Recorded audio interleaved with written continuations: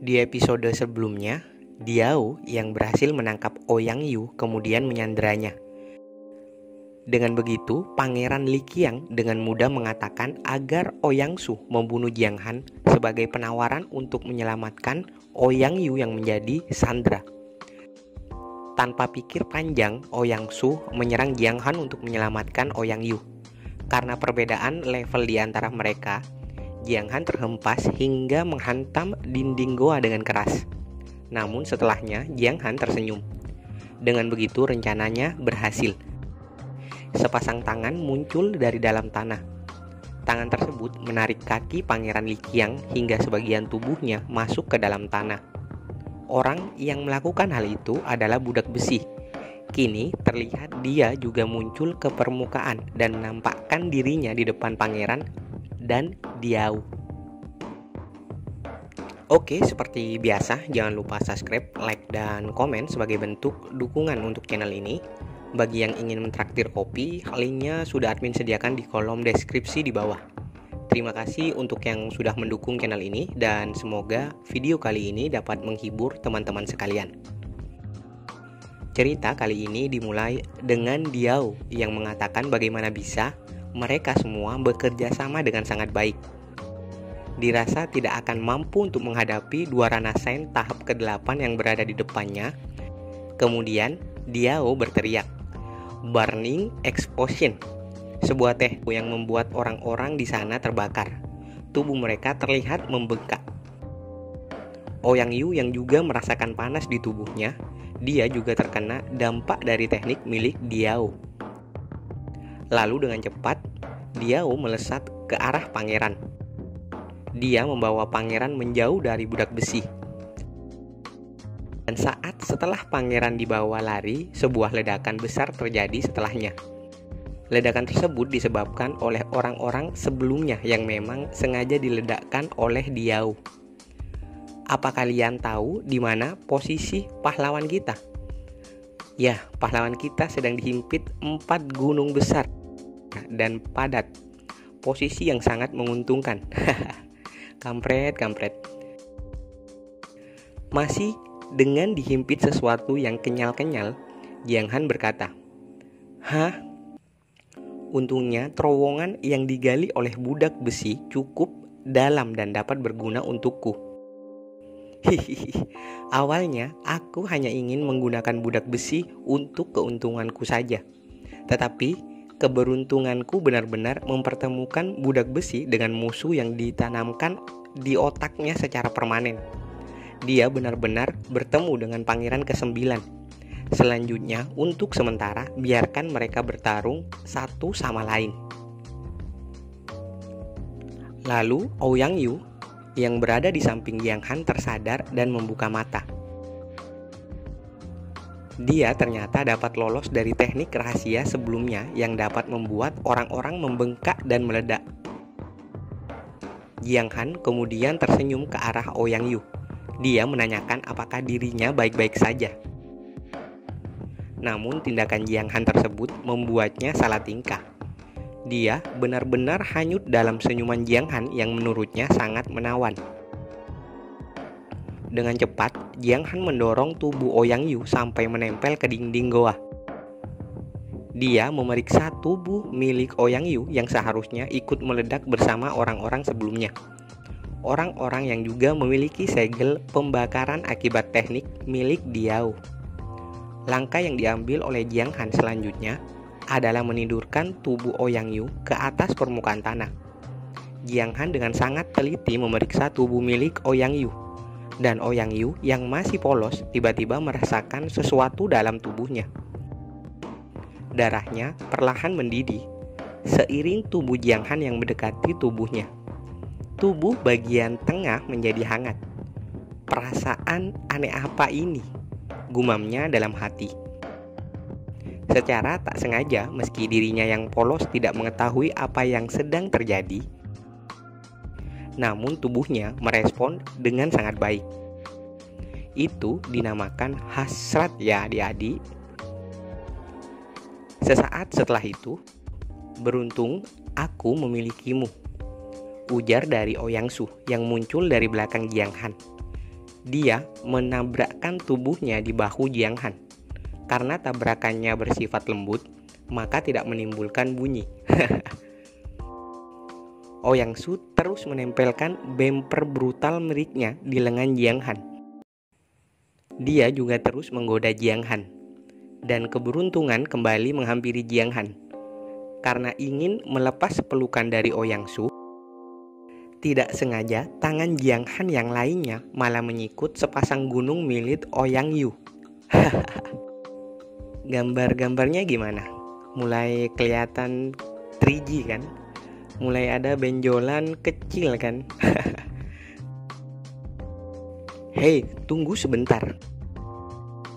Mereka pun memperebutkan Jiang Han. Ouyang Yu mengatakan jika dirinya baru saja jatuh cinta pada Jiang Han. Sedangkan Ouyang Su yang tidak mau mengalah juga mengatakan hal yang sama. Terus-menerus mereka memperebutkan Jiang Han. Gunung milik mereka kembali memadat saat tubuhnya dengan sengaja terdorong ke arah Jiang Han. Lagi-lagi Jiang Han kembali di posisi di mana dirinya sedang dihimpit dua bemper besar yang padat dari arah berlawanan.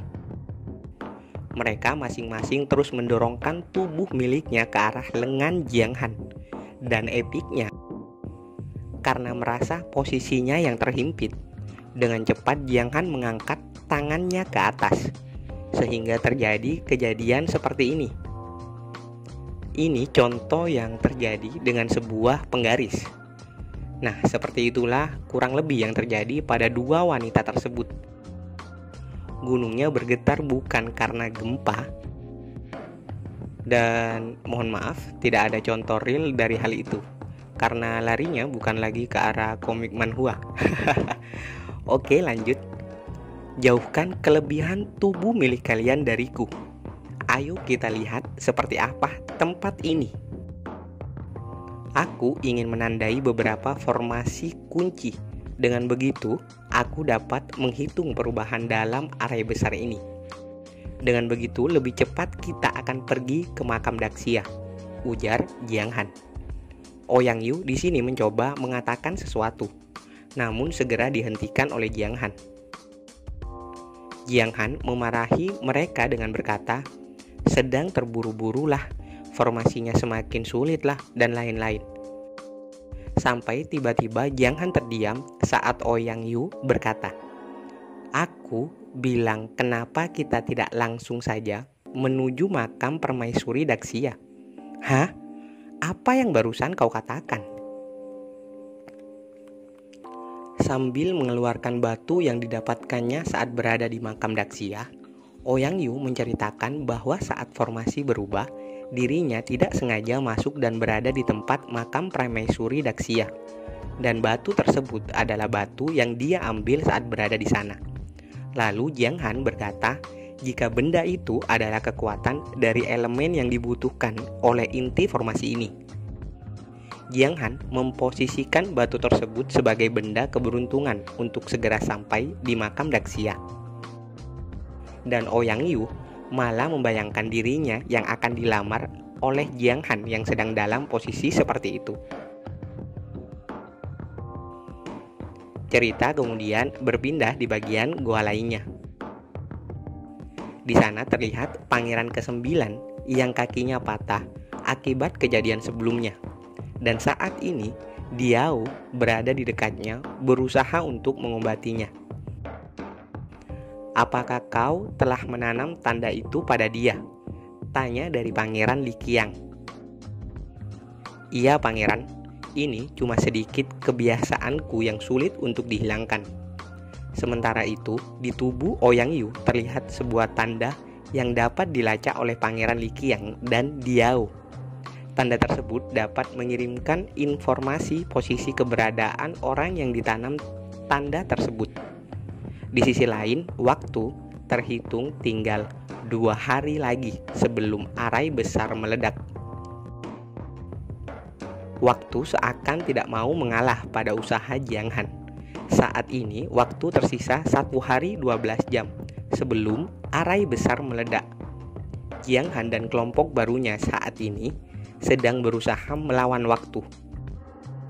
Mereka sedang bekerja keras untuk mendekati arah dari tempat makam Permaisuri Daksya. Di sini dijelaskan jika inti dari susunan besar terdiri dari aulah utama dan 4 sudut barisan pertahanan. 4 sudut tersebut tidak akan mengalami perubahan yang terlalu kuat. Yang menjadi prioritas dari Jiang Han untuk saat ini adalah menemukan inti arai dengan cepat sebelum batas waktu yang telah ditentukan.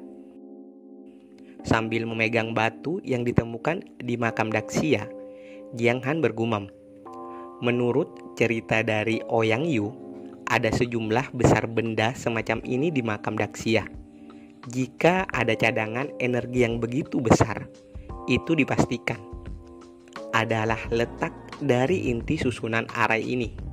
Akan tetapi, aku mengira jika formasi ini mirip dengan formasi asli dari istana Luosen, yang seluruh struktur formasinya untuk menjaga istana itu sendiri. Tapi sepertinya ini berbeda. Makam Daksya merupakan bagian dari arai ini. Pada akhirnya, itu hanyalah sebuah teori yang aku kembangkan sendiri. Jika tebakanku benar, kita akan memasuki lingkaran arai terakhir dengan melewati formasi yang ada di depan kita saat ini, ujar dari Jiang Han menjelaskan pada kelompoknya.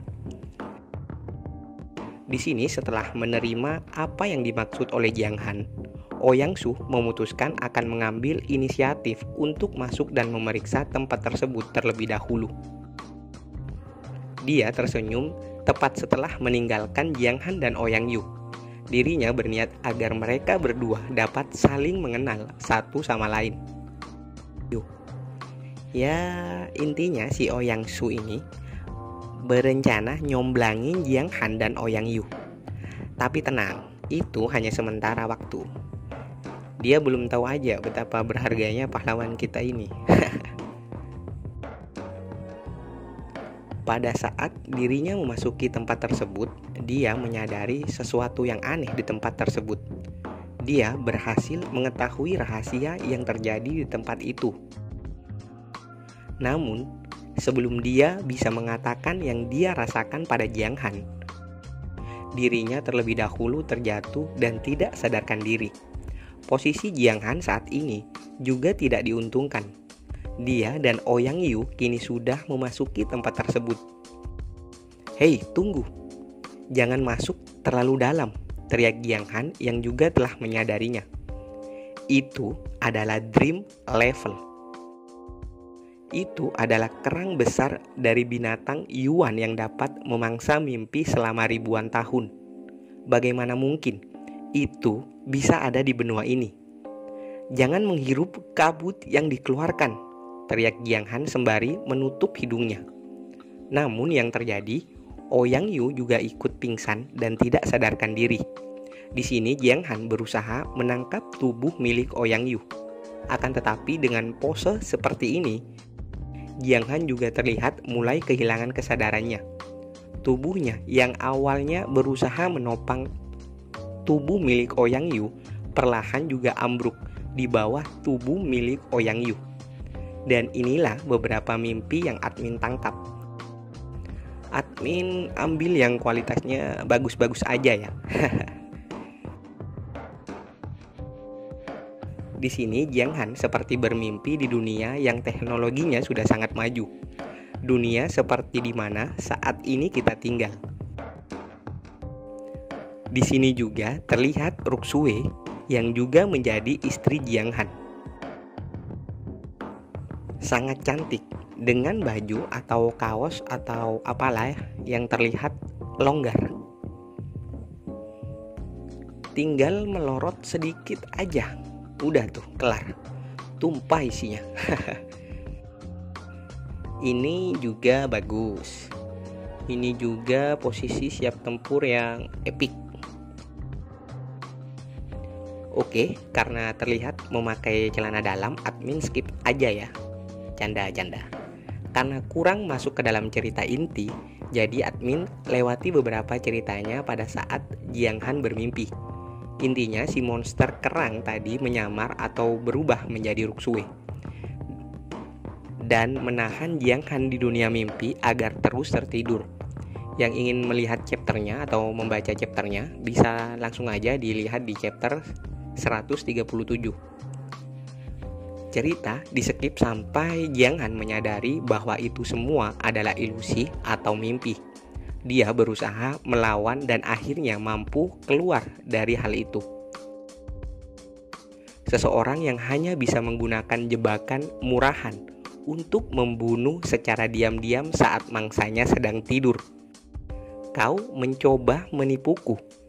Masih terlalu dini untukmu melakukan itu terhadapku.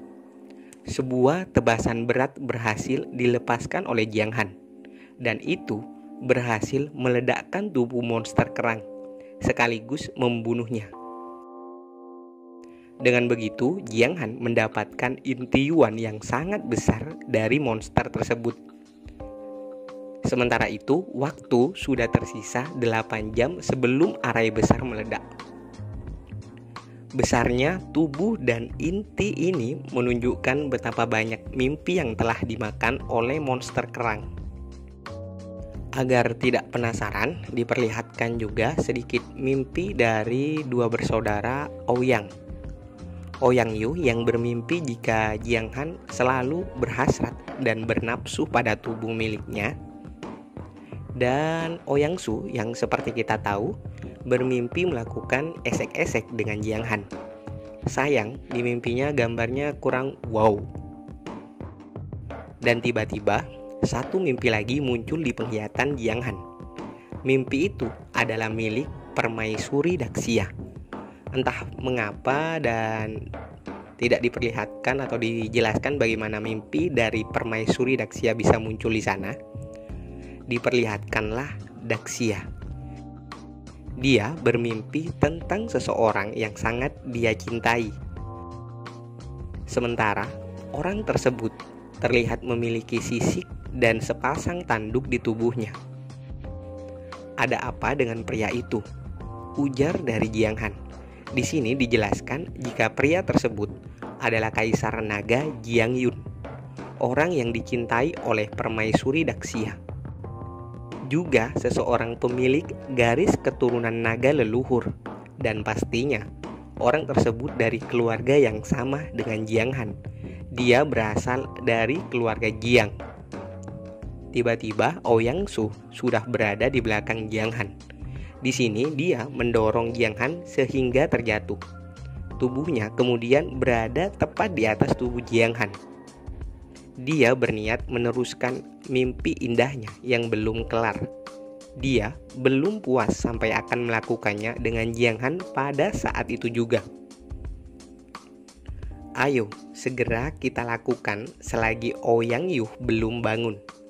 Secara diam-diam, di sini Ouyang Su menggunakan teknik yang bernama perkawinan dan perluasan bidang musik. Entah kenapa, nama tekniknya nggak nyambung dengan yang akan dilakukan setelahnya. Tiba-tiba sesuatu terjadi pada Jiang Han, dan hal itu dapat disadari oleh Jiang Han. Ouyang Su saat ini sudah dalam mode sange tingkat dewa dan segera ingin melahap Jiang Han kecil. Akan tetapi sayang sekali hal itu gagal. Jiang Han mencoba mengcounter teknik milik Ouyang Su. Dia dengan cepat mendorong Ouyang Su menjauh dari tubuhnya. Karena posisi tangan Jiang Han di situ, jadi admin anggap Jiang Han mendorong Ouyang Su tepat di bagian tubuh yang menonjol dan terlihat padat. Hahaha. Tidakkah menurutmu dunia ini memiliki kekuatan yang luas dan bebas? Kekuatan asli milikku, aku kombinasikan dengan kekuatan jiwa, dan itu menjadi serangan balik dari teknikmu. Ouyang Su sedikit terkejut. Pasalnya, dia mengetahui ketika seseorang telah mencapai ranah Sen atau ranah yang lebih tinggi, maka orang tersebut akan semakin sensitif untuk dapat merasakan kekuatan jiwa milik orang lain. Dan yang terjadi saat ini membuatnya tidak percaya. Bahkan dirinya tidak dapat menyadari dan merasakan kekuatan jiwa milik Jiang Han. Sembari menepuk kepala Ouyang Su dengan manja, Jiang Han berkata, "Jangan pernah berpikir jika kau dapat melakukan apapun dengan kultivasi yang berada di ranah sains. Sebenarnya, aku tidak berniat mengancammu, tapi sekarang situasinya berbeda. Hihihi. Untuk sekarang, kau harus memilih. Apakah kau mau menjadi pelayanku atau menungguku memberi tahu pada Ouyang Yu jika Ouyang Su meledak dalam keadaan mimpi barusan. Dan aku akan merawat Ouyang Yu dengan baik di masa depan." Kemudian Jiang Han kembali mendorong tubuh Ouyang Su hingga Ouyang Su tergeletak dengan posisi siap tempur seperti ini. Di sini Jiang Han mulai menghitung mundur dari angka 5 untuk Ouyang Su segera memilih. 4, 3, 2, "Aku bersedia menjadi pelayanmu," teriak dari Ouyang Su. Bersamaan dengan pilihan yang diambil olehnya, terlihat Ouyang Yu yang kini tersadar dan sudah terbangun. Dengan sedikit drama, Jiang Han menjelaskan kondisinya saat ini kepada Ouyang Yu. "Dia pria yang sangat mengerikan yang pernah aku temui. Bagaimana bisa? Aku yang di ranah sains telah bersumpah untuk menjadi pelayannya." Di tempat tersebut terjadi gempa. Perubahannya sudah dimulai. "Ayo, kita lakukan dengan cepat. Waktu kita sudah hampir habis," ujar dari Jiang Han. Sementara itu, waktu saat ini sudah tersisa 6 jam sebelum terjadi ledakan besar. Oke, selesai juga ternyata. Ya lumayan kan? Tetap tunggu cerita selanjutnya. Kalau nggak sehari upload, ya 2 hari sekali upload lah. Sampai jumpa, see you.